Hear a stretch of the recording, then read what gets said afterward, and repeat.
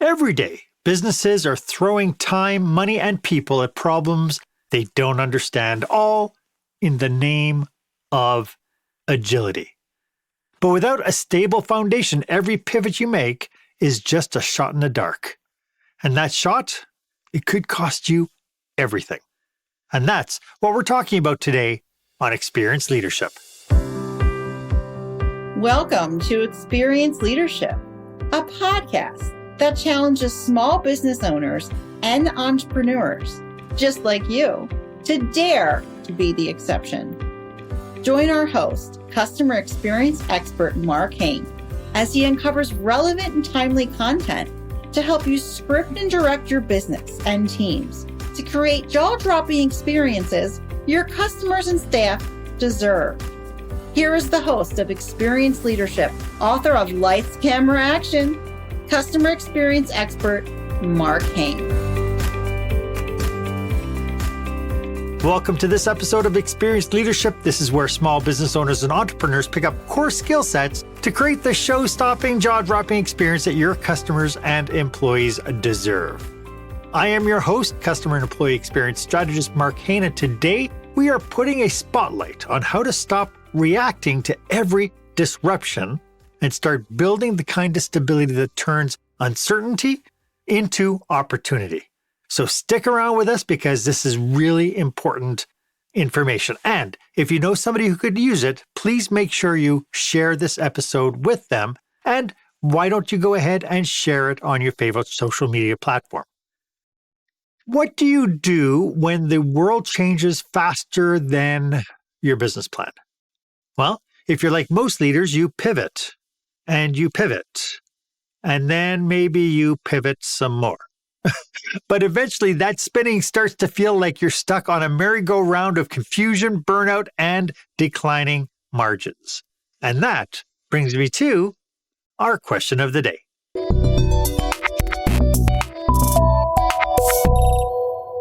So, is your team chasing change so fast that they're actually lost sight of what they were actually drives value, what they're actually there to do? If that hits a little bit too close to home, this episode is going to be right up your alley. This is what you need. So I feel free to drop your thoughts, questions, and epiphanies in the comments below. I'd love for you to be part of this conversation. And if you're so inclined, go ahead and share this episode on your favorite social media platform, hashtag it Experience Leadership, and put your comments down, be part of this conversation, because I'd love to keep this conversation going. Because my guest for this episode is the author of Pivotal: Creating Stability in an Uncertain World, the innovation instigator himself, Stephen Shapiro. Stephen began his journey by founding and leading a 20,000-person innovation practice at Accenture. Since then, he's taken the stage in over 50 countries, being featured on major networks like CNBC and TLC, and created tools like personality poker used by over 250,000 people to build high-performing teams. He's a sought-after Hall of Fame speaker, a senior research fellow at the Conference Board, and a magician, making the impossible possible, whether it's on stage or in strategy sessions. Stephen, welcome to the show. It's so great to have you.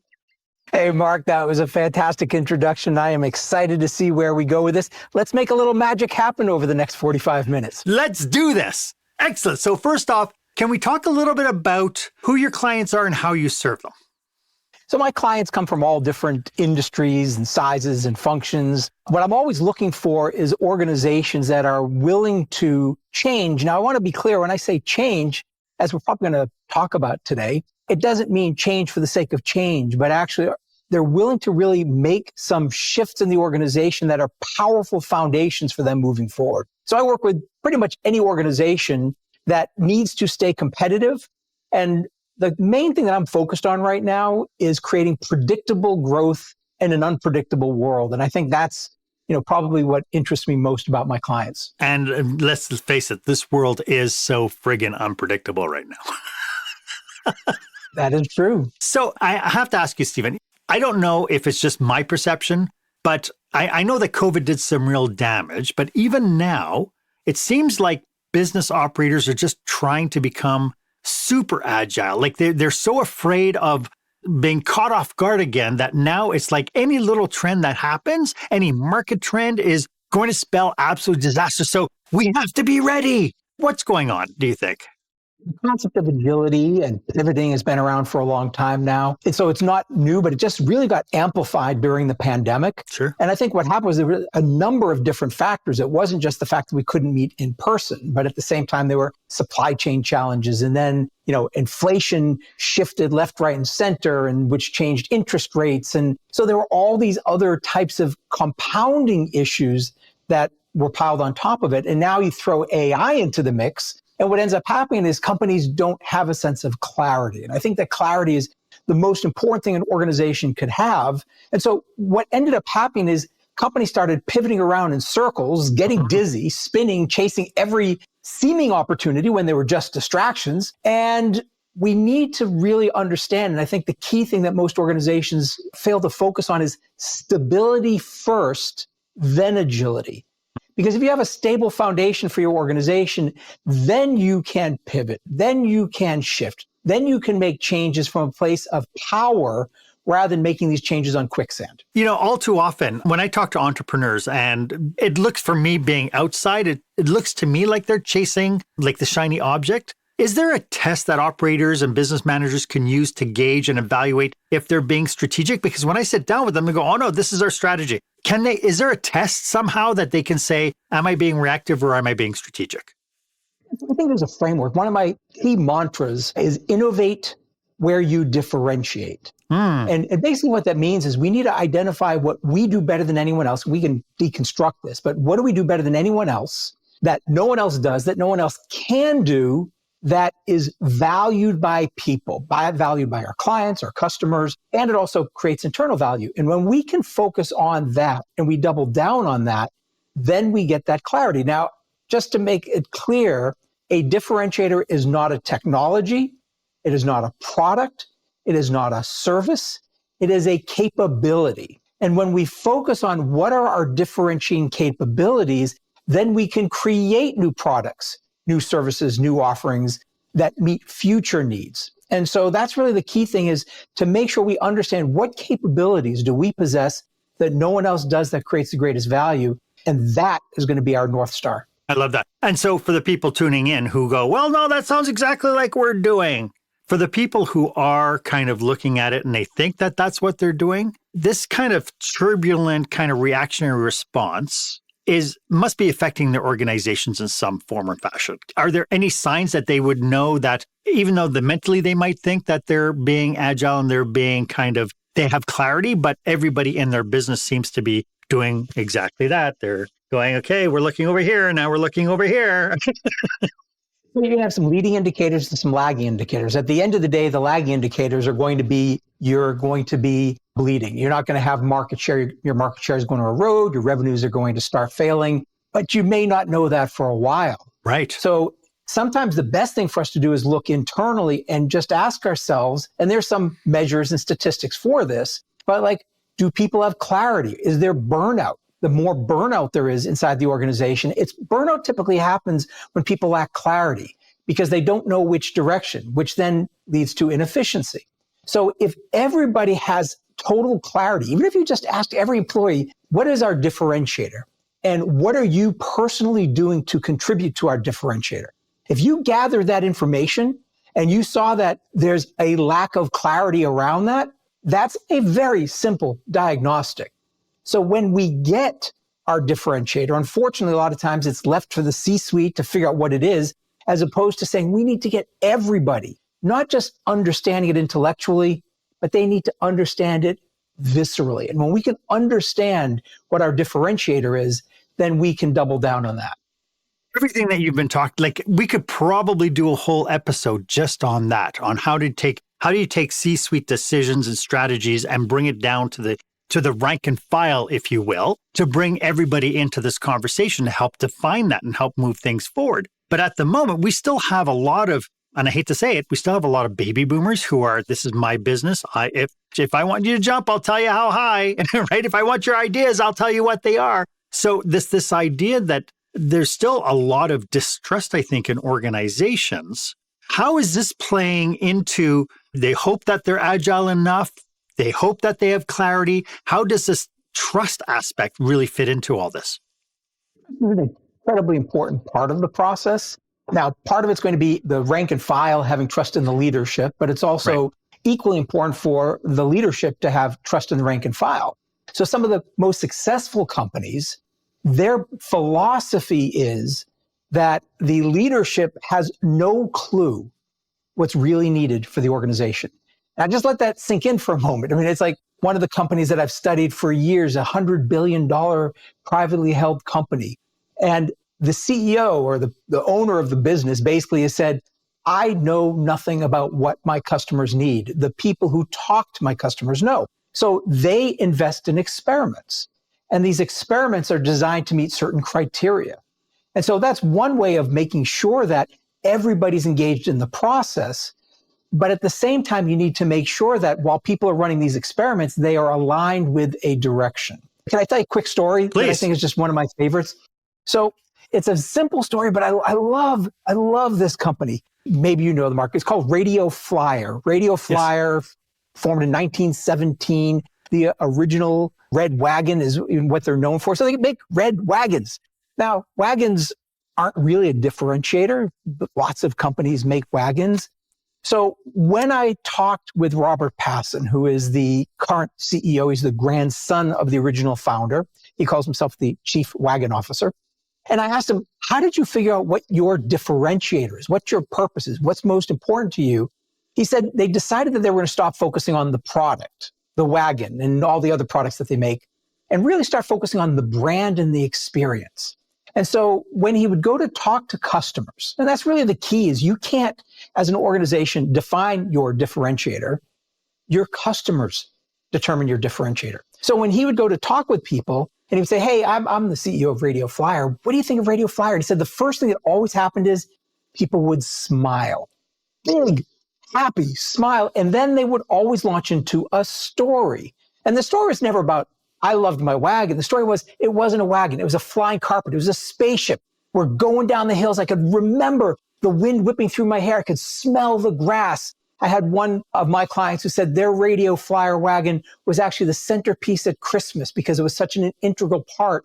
They had the tree on and they would move it through the house. And so what they realized is they're not in the wagon business. They're in the smiles and memories business. And so when they define that as their differentiator and purpose, we create smiles and lasting memories, memories that last a lifetime. Everything they do from that point, every person in that organization understands what they need to do. So if somebody's answering phone calls, when they're answering phone calls, yeah, they're trying to solve the problem on the phone. But the ultimate thing is that person has to leave with a smile and a lasting memory of that conversation. If you go into a store, even if you don't buy something, you should leave the store with a lasting memory and a smile.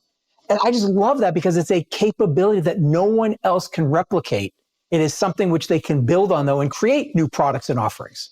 And there are stories upon stories of different brands that do this. Harley Davidson is one. Disney is another, right? As different as their business models are, this is the same kind of thing as they've differentiated because they focused on what their true north really is.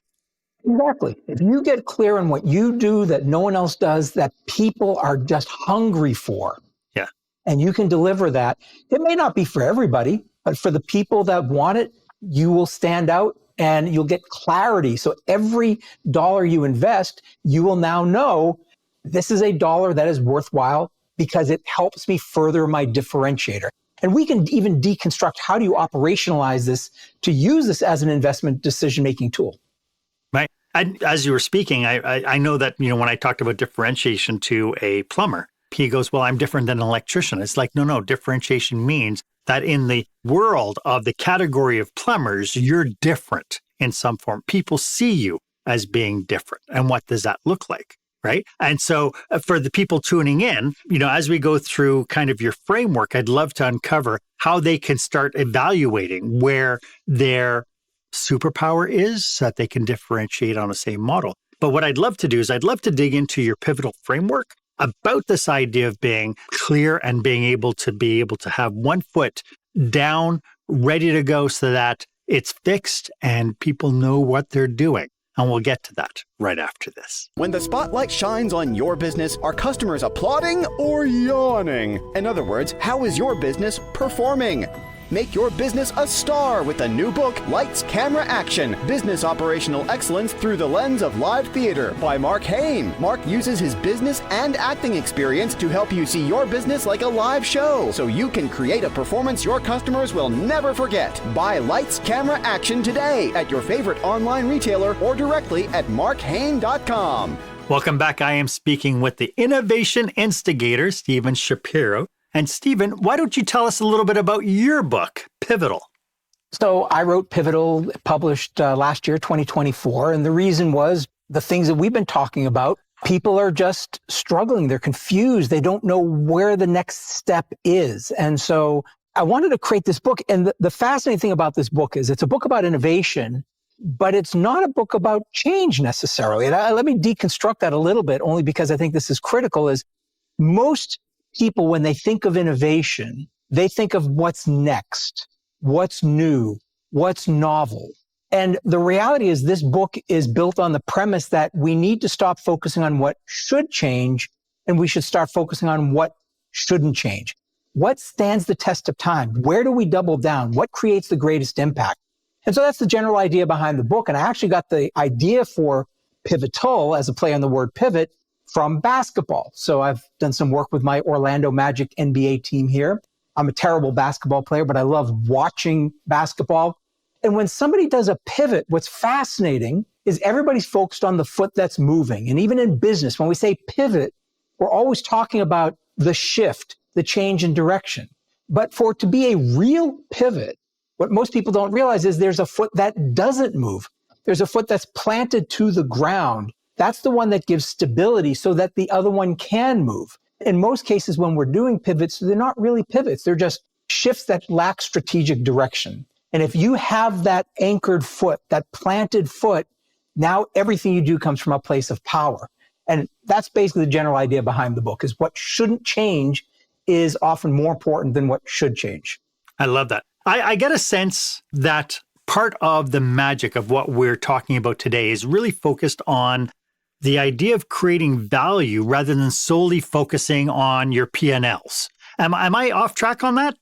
It's all about value. I mean, to me, a differentiator is an externally defined perspective. So again, you as an organization don't get to define your differentiator. Right. The world defines it. And if you can define your differentiator, the thing that helps you stand out in a crowded market that people will be hungry for. If you look at the word pivotal in the dictionary, I love this. And this to me is sort of the mantra that I always try to think about is the dictionary definition of pivotal has nothing to do with pivot. It is about being irreplaceable.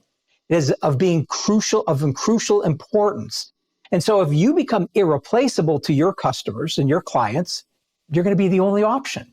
But most of the time we just are a me too. We're an also ran. We don't have something that is distinguishing about us. And so there are frameworks, two primary frameworks in the book that help you figure out what is your differentiator, and then what do you do with your differentiator once you figure it out. So could we talk a little bit about that? What does the pivotal framework look like? So there's the 5 Ds of differentiation, which help you figure out what your differentiator is. But I'd rather start with the other one called the Innovation Targeting Matrix. And the Innovation Targeting Matrix is actually a tool I developed decades ago, and I've used and it stands the test of time. Some things are just timeless principles that work in any environment. And I would argue it actually is more relevant now. The concept of the Innovation Targeting Matrix is that in the work we do in our organizations, there are 3 categories of activities. I want to be clear, these aren't departments, these aren't functions, these aren't people, these are activities. Every person in every department and every function will do a combination of these 3. And I'll just go through it pretty quickly, but it's support, core, and differentiating. Support activities are the ones that support the business. They create internal value, but they don't create external value. That is, the customers don't really see it and don't care about it. Payroll, as one example. The difference between core and differentiating, though, is really what's most important. Core are the table stakes. Core are the expectations. It's not the reason why someone will do business with you, but if you get it wrong, it will be the reason why someone leaves. So you don't want to innovate your core. You want to create that foundation of a core that works through partnerships, through optimization, not innovation. And what that does is free you up to innovate where you differentiate, which is your special sauce, the thing that people will want to do business with you. And this is more important than ever, especially with AI and other technology that are on the horizon. Getting the clarity between what's core and what's differentiating is critical. For most organizations, AI is core. It's an expectation. But I see a lot of companies saying, no, we're going to be the greatest AI healthcare system in the world. You're going to fail because there's no way as a healthcare organization you can keep up with AI at the pace that it's changing. Partner with someone who is an AI expert and spends 100% of their time on that, and that'll help you move forward. And then leverage the pieces that you need, right? Exactly. Aside from that healthcare, just to put all of this into can you give us a story or a kind of a example of what you're referring to as you talk about these three elements? Sure. I'll give you one actually from my Accenture days. So Sure. Like I said, I developed this framework a long time ago. And so what we did is we looked at training. Now, when most people think of training, your mind immediately would go, well, that's support. It's not doesn't create customer value, it doesn't create products, it doesn't market products. But it's not true. Again, a department is not support core differentiating. It's all of the above. So in the training department, when we use this framework, we sort of stepped back and said, how can we adopt this framework to help us prioritize our investments? And what we realized is that the support training were basically the commodity training. It's like the expectations. It's the bare minimum of training. Now, what was interesting is at the time when I was with the organization, we had between 40 and 60,000 people. Now they're much larger than that. But at the time we had about 60,000 people. We would spend all of our money training 60,000 people in these basic skills, but those weren't differentiators. So we realized, okay, there's some core skills that we have to be good at. We're not going to, so what we ended up doing, by the way, for the support is we just bought off the shelf training. There was no internal development because it was the cheapest, fastest way to get that basic skills. At the core level, we did partnerships with the universities because they were important, but they weren't our special sauce. Most of the money, and we flipped the model on its head, most of the money went into these differentiating courses. We partnered instructional designers with people who are experts, and we created programs that were custom developed for the things which were most important to us and special to us. And the key message here is for larger organizations in particular is don't confuse volume with value. That's what we did is we thought 60,000 people, that's volume, but that's not value. The smaller number of people who are trained in those more advanced differentiating skills, that's what really made the difference. And we put our energies there. So for people tuning into this, and a lot of them are employees, they're under 20 employee businesses as kind of the local kind of mom and pop operators and local business operators. How can they leverage this concept to help them, again, create their North Star, help them create their differentiator so that if they own a welding shop, that people salivate when they hear John's got a welding shop? So the key, first thing is to get clear on what your differentiator is. And there's Right. 5 Ds of differentiation. I'll just cover them quickly here. We Sure. can, again, dig deeper. One is it has to be distinctive. That is, it's what no one else is doing. Now, that's the different and differentiator, but that's just one dimension. And being different for the sake of being different doesn't make it a differentiator. So the second D is desirable. People must want it. They must crave it, must need it. It must solve a problem that people have in a way that no one else is solving it. The third one is durable. That is, others can't copy it. So it's difficult to replicate, which is why technology and products are rarely differentiators. People can copy that. Like that. But if you have a skill, a capability, something that a brand is a differentiator because it's difficult, Tiffany's blue box, that's a differentiator. Most people don't care what's in the box, but if it comes in a Tiffany blue box, that's what matters.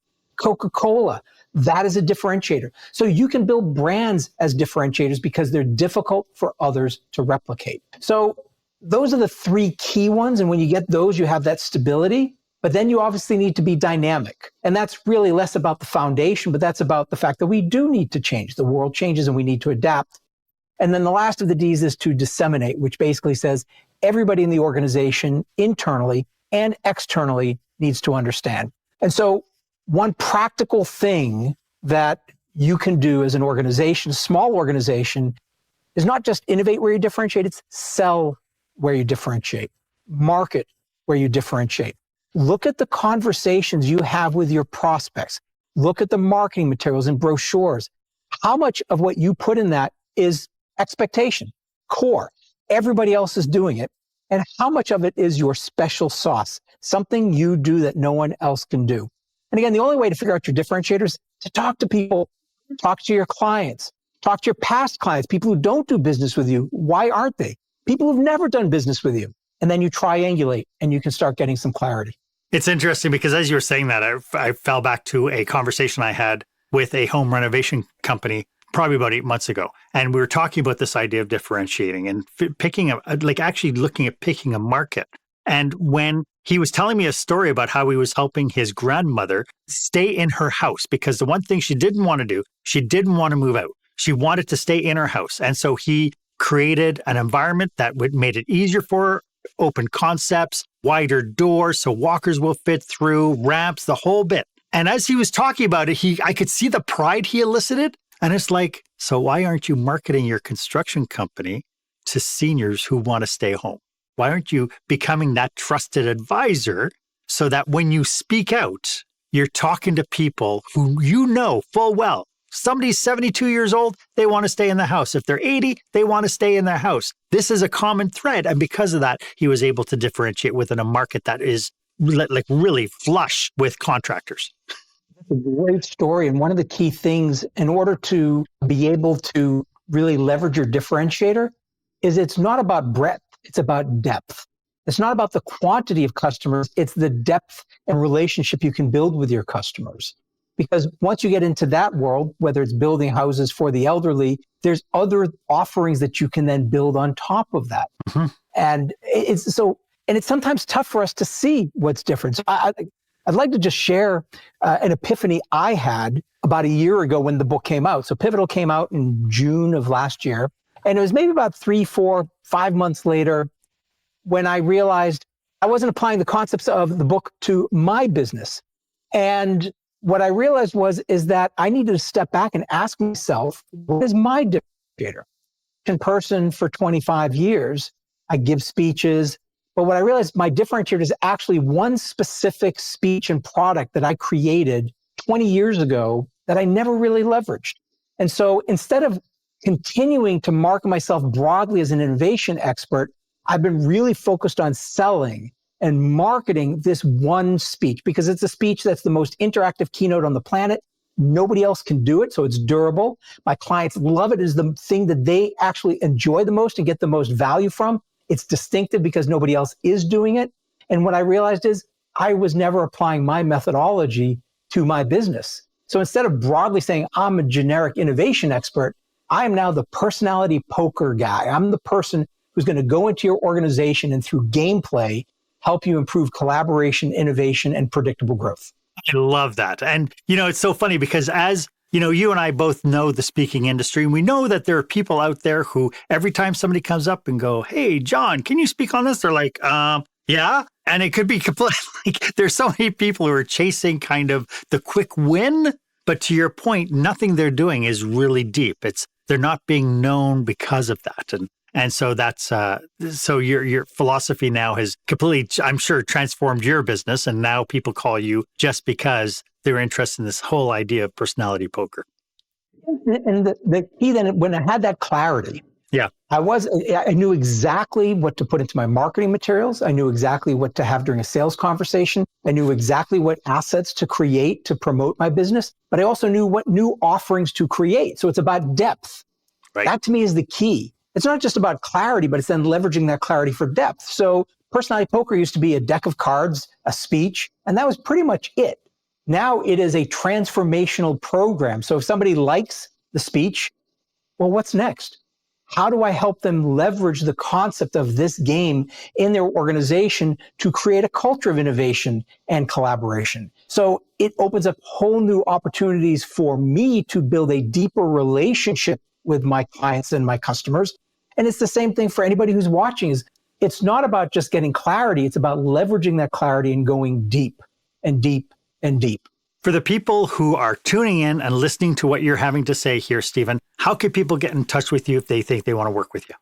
So my name is spelled 1,000 different ways and pronounced 1,000 different ways. So the best thing to go to theinnovationspeaker.com, theinnovationspeaker.com. And this way you'll get to me. Or if you just want to learn about personality poker, personalitypoker.com is the easiest place to go. So we're talking about this idea of pivoting and being concrete. What makes a pivot successful rather than destructive? If a pivot is built on your differentiator, that is, like, for example, I would argue that moving away from speeches to delivering transformational programs is in some respects a pivot. Right. Now, it might not be a change in content, but it's a change in focus. But it's built on my differentiator. I didn't all of a sudden say, well, I'm speaking about innovation today. Tomorrow I'm going to start talking about toasters. So it has to be built on that solid foundation. So every shift you make in strategy should be about leveraging your differentiator. And so what you need to do is balance your internal capabilities. What do I do better than anyone else that the world craves? Recognizing the fact that the world is changing. So again, just coming back to AI, since that's sort of the hot topic, I'm always looking at how does AI positively or negatively impact my business? And in particular, the pains, problems, and opportunities for my clients. So like, for example, one other reason why I decided personality poker was one of my differentiators, if not my key differentiator, is because in a world where everything is digital, people are craving the physical more than ever. Board game sales are increasing. People don't want to just be on their phones. They do, but there's something nice about a social activity where you're holding physical cards. You're trading cards with people during the speech. You leave the speech, you leave with your cards. You get gift cards from people. You can gift cards to other people. And it's just a really powerful thing. So you always need to be looking at your differentiator and how you can leverage it to create new solutions, offerings, products, and technologies that solve the new pains of your customers and clients. It's so interesting because as you were saying that, the more you do that, the more your pulse is on those shifts and those pain points that keep shifting, because you'll be at the grassroots of every single time somebody changes and it in itself creating a new problem. You get to see it before it's become this huge, massive kind of obstacle in your business. What happens though is people love bright, shiny objects. So it's like, hey, we got this new technology, we got this new thing. And instead of hitting the pause button and saying, does this leverage my differentiator? Does it enhance my differentiator? Does it help me do this? If the answer is no, it doesn't mean you just outright push it aside. If it's something that's core and it's a partnership or a new technology that can help you, it might be a smart investment. But you have to recognize it's only there to create that highly efficient, that well-oiled machine of core. It's not trying to create something new or different. And so that clarity becomes so incredibly important. And we as service providers, if you are in that kind of business, you have to have your finger on the pulse of what pains and problems do people have, not yesterday. It's sort of the curse of expertise is we knew our customers, we knew our competitors, but we don't know them today, and we might certainly not know what they are tomorrow. And so we need to constantly be doing that outside in, marrying it with our differentiator, which is that inside. Like as a human being, I know what I can do and I know what I can't do. I'm not going to be a great basketball player, even though maybe that becomes the hot topic. I'm not going to do it. Even with AI is the hot, like every speaker on the planet now is an AI speaker. Yep. I've been an innovation speaker for 30 years. It's what I talk about. It's all I will ever talk about. Now, I may talk about how innovation is influenced by AI or how you leverage AI for innovation, but I'm not jumping on any bandwagons. And unfortunately, that's what too many people do. Well, and the sad part about the bandwagons, it's kind of like when I was studying comedy, they said, stay away from politics because the political situation will change. And in 4 years, that comedy won't fly anymore. It's the same thing when you're kind of getting on the bandwagon of what's hot right now. It's like you might become an AI speaker and teach people how to deal with AI in their business. But how's that going to fare when AI is 5 years out or 10 years out? How is that? What are you willing to invest to make that happen, to stay on and be that differentiator in that market? And I don't see that people have the bandwidth for it. You can be a fast follower. I mean, that's not it's not a bad strategy in some cases, fast follower in terms of trends, following trends, but you have to be prepared then to spend your life following trends. Yeah. And you'll never really be known for anything other than the person who follows trends. Right. So, which is okay if that's your shtick, right? If that's your shtick. Yeah. And look, there are some people who are trends. That's their business. That's their world. Yeah.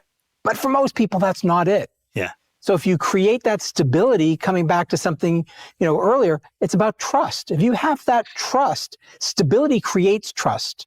When you don't have stability and you're one person one day and something the next day, I don't trust you. Yeah.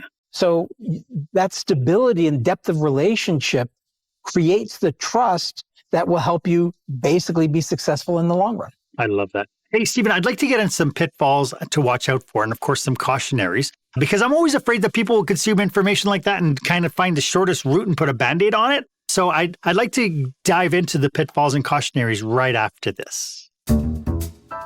Attention, meeting and event planners. Is your company or association planning a live or virtual conference, seminar, staff retreat? Are you looking for a fresh, energetic perspective on what it takes to put on a jaw-dropping experience for your customers or staff? Book customer experience expert Mark Hain for your next group event. Past participants have said, Mark kept us in stitches while teaching us how important and powerful actually designing our customer experience can be. Read more testimonials and find out how Mark can serve you and your group at markhaine.com. That's markhaine.com.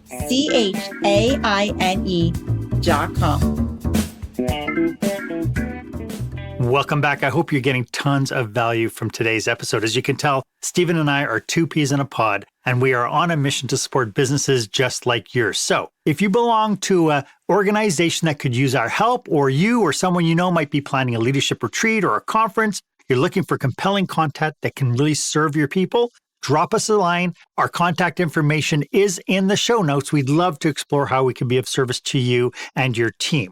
Stephen, what practical steps looking at everything we've talked about today, what practical steps should leaders take now to filter out these distractions, make smarter pivots, and start today to inspire their teams during all these different changes of uncertainty?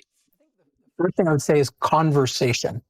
It's not very sexy, but conversation. Have conversations internally, have conversations externally. So you were talking about pitfalls. One of the pitfalls that I see a lot of my clients do is they will sit around, they will hire a consultant, they will sit around in a conference room. You got the top people and they say, okay, well, what's our differentiator? And then they come up with something that doesn't make sense. It's almost like spinning the bottle, right? It's like, hey, let's just spin the bottle and see what our differentiator is. Yeah, look, and you can declare your differentiator, but if it's disconnected from reality, like what people think or care about. I was doing work in the hospitality industry for a major hotel chain. And so one division, their Latin America division, they wanted to help me define their differentiator. I said, we're going to get our top dozen executives together in a room and we're going to talk about this. And I said, that's not how you do it. Now, I do it a different way, but if you want to get your top 12 people together, great, but we're going to bring some other people into the room. So I want you to identify some of your most important customers. Now, customers aren't guests necessarily. For many hotel chains, it's the owners of the property. So bring some of those property owners into this meeting. Find a consultant who's an expert in the hospitality industry, people who actually understand what everybody's doing. And so what we did was just a fun little experiment is I let the 12 people just talk, gave them some frameworks, knowing where this is going to end up. And after about an hour, not letting anybody else talk, it was just the 12 executives. After about an hour, hour and a half, they were all 100% aligned. This is our differentiator. We know it. And the entire time I'm watching the body language of the customers and the consultants. And I turned to them and I said, so what do you think? And they all were like, maybe 10% right. Here's how we see it. And they started to share their stories about the things that this organization did that no one else could do that they really valued. And I think that's really the important thing is it's conversation and stories. We need to understand it's not about analyzing data. It's about coming back to Radio Flyer. How did he do it? He had conversations. And it wasn't the question of, what do you think of our wagons? It was like, when you think of us, how do you feel? Mm-hmm. It's about that feeling. It's a visceral thing. So tap into the visceral aspects, those emotional feeling aspects. And that's when you're going to get much greater impact than just being very intellectual. It's funny, as you were saying that, I kept flashing back into the TV show, the reality show, Undercover Boss. You never ever watch an episode of Undercover Boss where they're not actually stymied by, I didn't realize that they were going through this. I didn't know this was happening. I didn't, right? And all of a sudden, this awareness opens up because all of a sudden, these people who are in their corner office C-suite, they're coming down now and actually experiencing what the reality looks like in front of customers and in front of their staff, the service deliverers of their products and services. And all of a sudden, the light bulbs go off. And it's like, where were you the last few years? Exactly. There's just not enough conversation. There's more dictation. Yeah. We get some leaders who decide for the organization, but they're also deciding for their customers and their clients. And their customers and clients don't want them to make the decisions. They don't want the company to make the decision for them. They want to make their own decisions. So talk to them, have conversations, get stories, and don't do focus groups the way we typically do it. Certainly don't do surveys because we're always leading the witness. Yeah. They tell us what we want to hear, but when we can get people to talk in story, we can then start to uncover what's underneath all of that. And so that, I think it's the biggest pitfall is people think they have the answers when they don't even know what the questions are to begin with. And so many people fall on Net Promoter Score, right? And they go, oh, look, Net Promoter, we're at a 6. Let's try to get to 7 without understanding why it's at a 6. And to your point, that would be, for me, it's not only a pitfall, but this is also the necessary first step for anybody tuning in. If you want to see a difference in your business, start inviting people for coffee. Go have lunch, invite people for lunch and just sit down and just have a candid conversation about what their experiences are, I think is a brilliant first step as well. Are there any other cautionaries we should be aware of as people want to make this change? I think the other real big cautionary thing here, and it's funny, you're talking about comedy before. I've trained in improv comedy. I'm not good at it, but one of the things in the improv comedy world, and a lot of speakers have talked about it, is like, you never say, yeah, but. Yes. You always say yes, and I think that's actually wrong. For business, we need more yeah, but people. And I know it seems counterintuitive, but the biggest enemy of innovation, the biggest enemy of a company's success is something called confirmation bias. And confirmation bias is when we fall in love with our own ideas and our own thoughts, because once we believe something to be true, no matter what evidence we're given, we will ignore disproving evidence and we'll only find the evidence that confirms our belief. And so this yeah, but is not a bad thing. We should actually embrace the devil's advocate, the naysayer, the person who's challenging our perspectives. It doesn't mean they're right either, but I really do believe that yeah, but is not the enemy. It's the wow, this is a great idea. Because once you have that strong belief and confirmation bias kicks in, you're down a losing path very quickly. And that's why I think most innovations fail is actually just confirmation bias. Yeah, because somebody said something you wanted to hear. Sounds a little bit like a good example of this would be our political systems on both sides of the border. Confirmation bias everywhere. Absolutely. Yeah, confirmation bias is everywhere. Isn't that what social media kind of focuses on? I mean, if you follow one particular story, they'll keep feeding you that story or aspects of that story because they know that that's your shtick, that's your focus, and we keep, until we are intentional about changing that confirmation bias, nothing's going to change. Stephen, this has been absolutely fantastic. Could you remind everybody one more time how they can get a hold of you?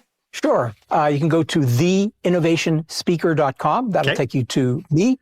Or you can go to Personality Poker, which is going to take you to the game. So those are the two best places. And you can find out about the Pivotal book and all that from either of those places. And somewhere you're giving away the audio version of the book to anybody who's tuned into this. And is that what I got in the notes? Sure. I will gladly, anybody who writes me and says you want the audio version. Now, I want to be clear. This is the audio version for the Personality Poker book that I'm giving away. Because fair enough. Yeah, the other one is published, but the Personality Poker book, I will give away the audio book of Personality Poker, and as long as people are comfortable with the fact that it's in my AI voice clone. So after I recorded Pivotal in the studio, I took those recordings, loaded it up into AI, and I had to clone my voice, and then I uploaded the manuscript for Personality Poker, and it's not perfect, but it's not too bad. So anybody wants that, just drop me a line. Just go to theinnovationspeaker.com, hit the contact button, and you'll find me. Thank you, Stephen. Of course, your information is in the show notes, so people can just grab it from there. As we wrap up, Stephen, do you have any last thoughts about what we've been talking about today? I think if I were just to give the mantra, stop focusing on what's next and new, stop focusing on what needs to change, and ask yourself, what shouldn't change? What aren't you leveraging? Where haven't you doubled down on what matters most? And if you can get that crystal clarity around what is most important to your organization, what is most important to your customers and your clients, what is it that no one else can do and no one else could ever do, that gives you clarity. And just make sure you communicate that clarity to everyone internally and externally. It sounds so simple, Stephen. It is. Thank you so much for what you've done today. I really appreciate you being here and sharing your knowledge, your passion, and your expertise. It's been absolutely brilliant. Thank you so much for being here. My pleasure. If you have any questions about today's episode, or you'd like to have a complimentary 30-minute brainstorming session with you and your team, feel free to book yourself on my online calendar. The link is in the show notes. It's the one that's marked meetwith.markhane.com. As always, I am at your service, and please feel free to reach out to Stephen. He's a wealth of information, and I know that if you've tuned in, if you got any nuggets of value today, Stephen, working with him will help you take that and put that on steroids. So, and of course, if you haven't done so yet, please make sure you subscribe to this feed. Follow me on social media. I'm posting all the time. Hey, I want to thank you so much for taking time out to being here with me today. Thank you for investing your time. I appreciate you being here, and I hope you got the value. My name is Mark Hain. I hope you stay safe, stay healthy, and I hope you dare to be the exception. Thanks for joining me. Thank you for joining us this week on Experience Leadership. Make sure you visit markhane.com for a full directory of available episodes. While you're at it, if you found today's content valuable, please share it and tell your friends about the show.